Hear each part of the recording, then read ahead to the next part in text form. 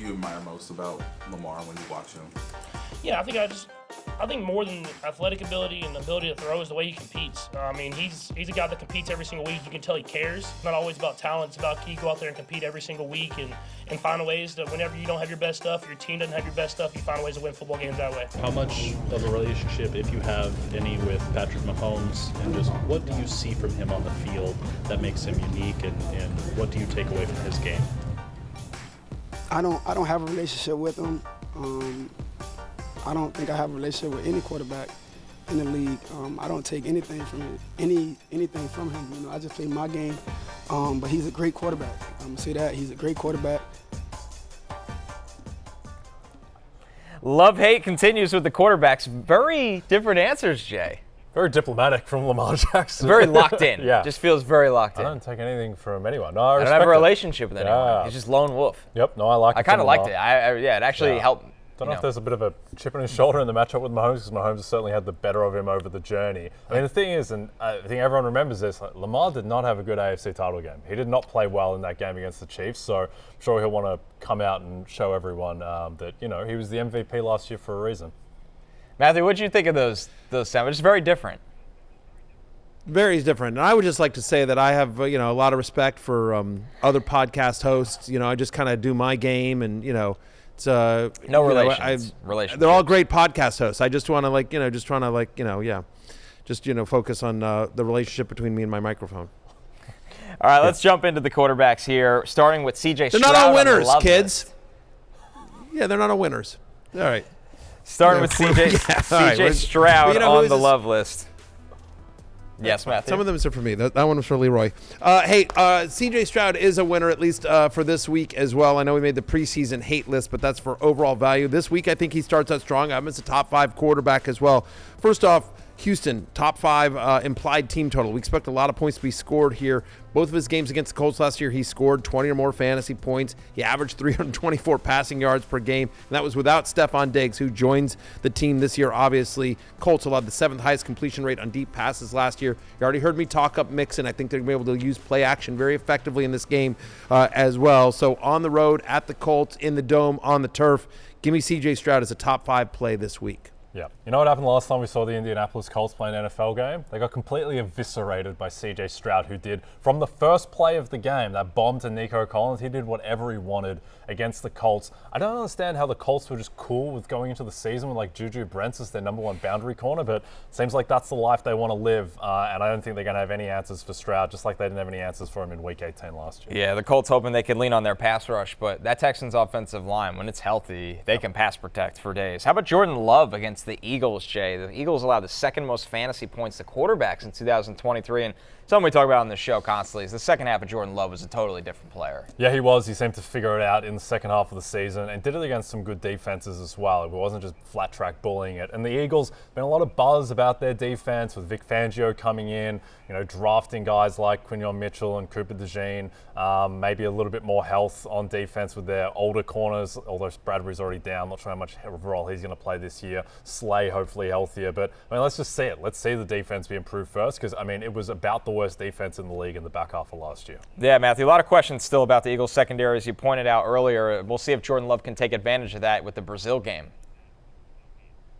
I think he will be able to. The other thing about Vic Fangio that you got to remember, he likes to blitz. He calls an aggressive game, and so what does that mean? Maybe are there some more runs? That when the pressure gets to him, Jordan Love obviously has some wheels, and so he can use his legs to get you some fantasy points.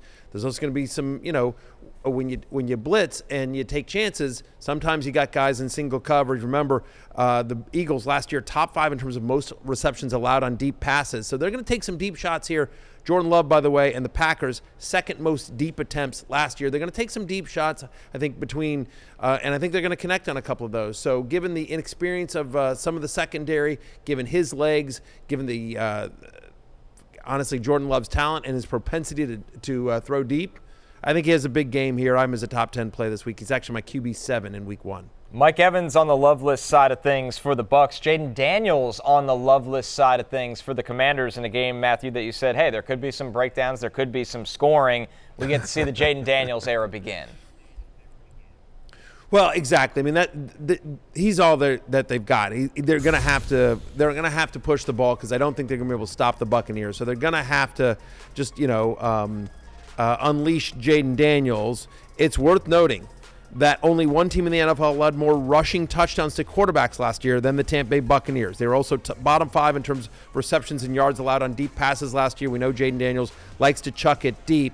By the way, Kyler Murray, in 3 of his first 6 games as a rookie under Cliff Kingsbury, of course, the Commanders' offensive coordinator now, he scored 20 or more fantasy points. And so I do think on the road at Tampa Bay, he has a nice debut as a fantasy superstar, Jaden Daniels.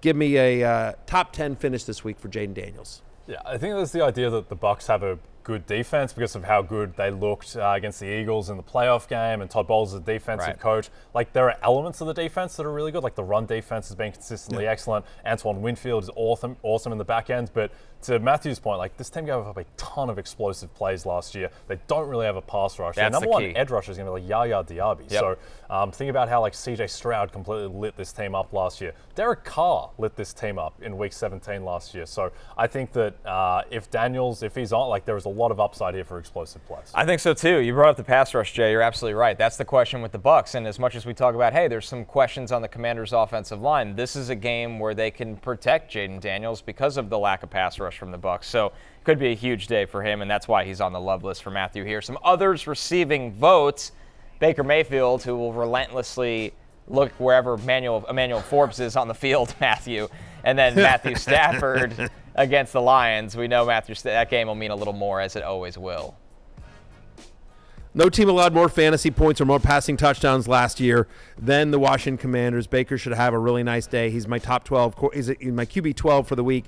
And also Stafford, we already talked about this. 351 yards the last time. 367 yards when he played Detroit in the playoffs last year as well. Lions bottom 6 in both passing yards and passing touchdowns allowed. They have a 51. The over-under is the highest on the Week 1 slate. We expect a lot of fireworks again on Sunday night on NBC and Peacock. I'm a company man, and so Stafford should have to throw to keep up with Jared Goff and the Lions. I think Matthew Stafford is a top 15 play this week. Jay, when you look at that, I mean, it seems like it's great for all the wide receivers we talk about in those games, not just Mike Evans, but Chris Godwin. And we talk about the Puka Nacua versus Cooper Kupp, but it feels like Week 1 both can eat plenty. Yeah, absolutely. I mean, the Rams, Detroit total is in the 50s, right. 51.5. So, and I suspect that Detroit, I mean, they're 3.5-point favorites. You expect them to be leading. We saw Stafford playing from behind in the last game the Rams played in that playoff game against Detroit, and he put up massive numbers. And I think all season, Kupp and Nacua, we're consistently going to be seeing these guys put up, like, one of them has 80 yards, the other has 110. They both have 90. Like, these guys are both going to be able to produce all season.